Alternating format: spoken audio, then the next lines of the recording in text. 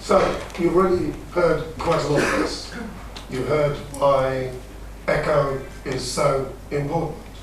I mean, the fundamental message, Louisa said it already, is we need to save the planet.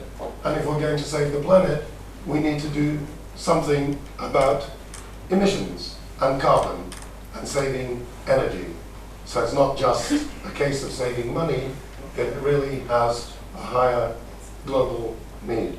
Transport currently accounts for a very large part of European greenhouse gas emissions. A lot of that is from road transport. We have various objectives which I think will be very hard to achieve. We're often going the wrong way against the objectives. And of course we now have the Paris Agreement of 2015, which really makes it an important international commitment to do something about the problem. So what's the ecoDriver aim? It really is shooting for the moon. We wanted to create the best, the absolute best real-time support for the driver, to guide the driver. And when I sort of expressed this aim to the person who's most important on validation of my ideas in my life, my wife, she said, "That's absolutely insane.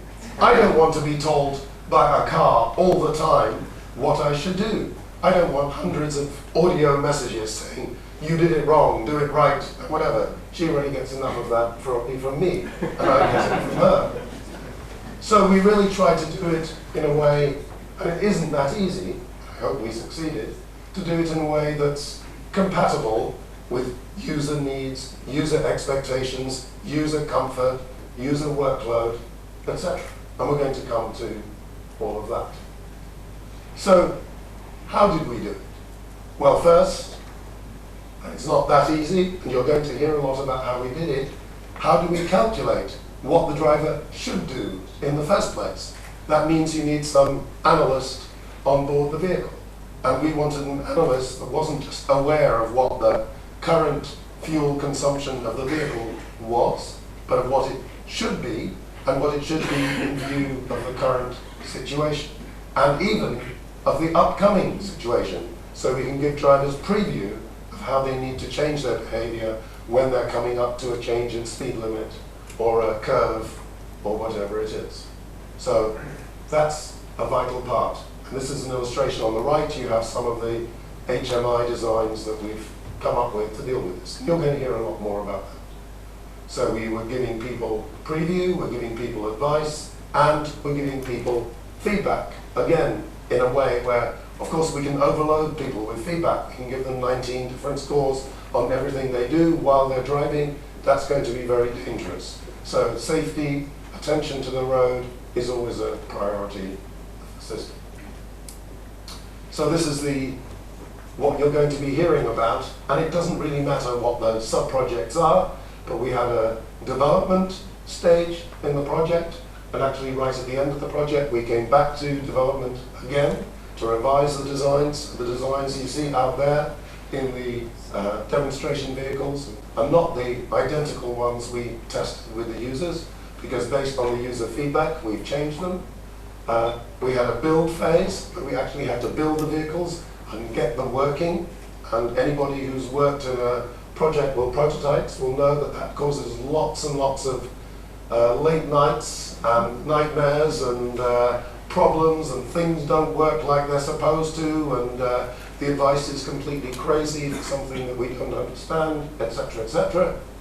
Then we had the really extensive real-world trials. I think they were unusually large, unusually complex, and they were structured in such a way so that all the data would be in common. Not all large projects have achieved that by any means. And finally, and that's really, I think, why you're here, we have the evaluation. We want to know how it performs in terms of saving energy, in terms of driver behavior, in terms of speed, all the other metrics we've talked about, attention, distraction, and so on. And finally, we want to be able to predict, or we wanted to be able to predict what would happen to the European community, if you like, to the roads of Europe, the drivers of Europe, the vehicles of Europe, if we rolled out our systems to every potential user? Does it really help to achieve those climate goals? That in the end is the point of the project. If we can't demonstrate that, we've failed. So I hope we've succeeded. There's a lot of systems. You'll become familiar with them. They look somewhat different, but actually they're variations on a common theme. If you actually go to those systems, you'll see important central elements which we conceptualized and then we rolled out to all our vehicles. And of course, I hope you will drive in the demos. And we had a large range of vehicles. So there's an electric vehicle out there. We're going all the way from small cars to large cars to light goods vehicles. There's a hybrid bus in Leeds, which we didn't bring. Maybe we should have, but it might be quite hard to transport. And we've got the Daimler Actros truck, which is pretty much one of the largest trucks sold in Europe. So we're addressing not just cars, but the full range of vehicles, and indeed the full range of engines as well, because we've got on the bus, we've got a hybrid system, we've got the electric vehicle, we've got diesel cars, we've got gasoline cars, and so on. And the trials were conducted across Europe. Now, we didn't test every vehicle in every situation. That would be the perfect experimental design, but we'd have probably needed 3 times the project budget to do it. So you have to appreciate, but we tried to make sure that we would test them in common conditions, on common roads, etc., etc. And of course, when we've done the evaluation, we've tried to take account of that situation. So we think the evaluation results are really robust.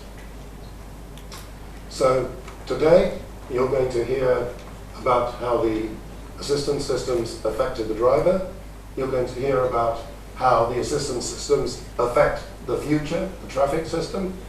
And tomorrow you're going to hear about how, in the more technical aspects, how we calculated the advice and how we presented the advice. And the final session is the panel session on prospects of eco-driving. So I really hope we're going to keep your attention through the 2 days. We think we've got a really good program. We think we've got lots of interesting material both today and tomorrow. So please stay with us. And I really hope that you get some use out of today's and tomorrow's event. And of course, on top of that, there's the demos. So by all means, we really invite you to drive in a variety of vehicles so you can see how it works in practice. In some of the vehicles you can actually drive, believe it or not. I don't know how many people in the audience have a truck driver's license. If you have a truck driver's license in your pocket, you can drive the Actros truck on real roads. I don't have one. But there's at least a couple of the demos that you can drive. The other ones, because they're not obligated, they're not street legal, except as test vehicles, those have to be driven by the drivers from the partners. So thank you very much, and please enjoy the event.